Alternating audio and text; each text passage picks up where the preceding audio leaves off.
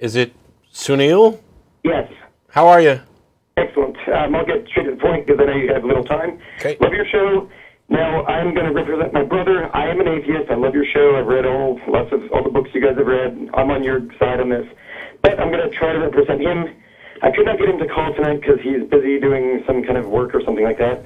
But let me just try to make this quick. I've written this down so I can really not miss anything. My brother is not an atheist. His words are the following: I believe that nothing could exist without a creator. I believe that as Beethoven's Ninth Symphony was created by Beethoven, Beethoven cannot exist inside his own piece of music.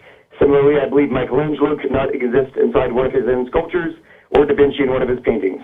Therefore, it seems reasonable to me that the entirety of the creation also has come about through the efforts of a creator. I believe there was a creator. I asked him to, can we just call him God to make it easy, that created the universe. Therefore, just as the sculptor does not reside in the statue and the painter does not reside in his painting, nor does the composer in his composition, therefore it follows that the creator of the universe also need not reside within the creation. That last part is because I asked him, the obvious, I said, why do you think everything is, able to be created except for your creator? And that was his answer, is that just as Beethoven doesn't live inside Ode to Joy, the creator doesn't need to live inside his own painting, the painting being the universe. All right, the first critical failure is this assumption that he begins with, that he doesn't believe that anything exists without being created. That makes the entire argument circular.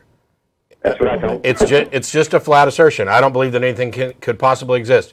It's the result of some really bad inductive reasoning. This exists, it was created, therefore everything was created. That's a fallacy. We already know it's a fallacy. If in fact nothing can exist without a creator, that is something that needs to actually be demonstrated and not assumed.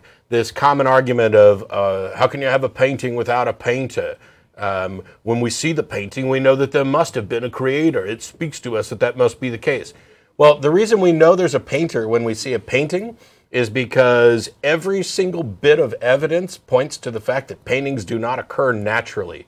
It is not the complexity of the painting or the beauty of the painting that allows us to recognize that it was painted by a painter. It is the massive experience that we have with regard to people painting things and paintings not springing into existence or being able to reproduce and appear naturally. It is not complexity that we use. It is a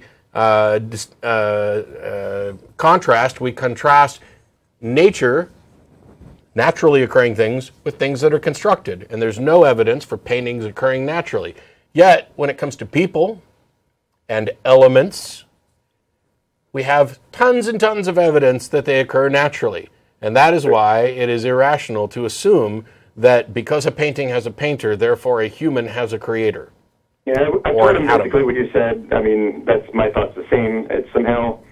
It's funny, he's so smart on so many other levels, but as I told him, I said, I respect you so much in so many ways on history, you know so many different things in politics, but on this, it shocks me. Maybe next week I could get him to call you, because I can only represent him so much. Okay. Okay, We'll that'd do be that. great. That's right, thank you. Thanks. Thank you.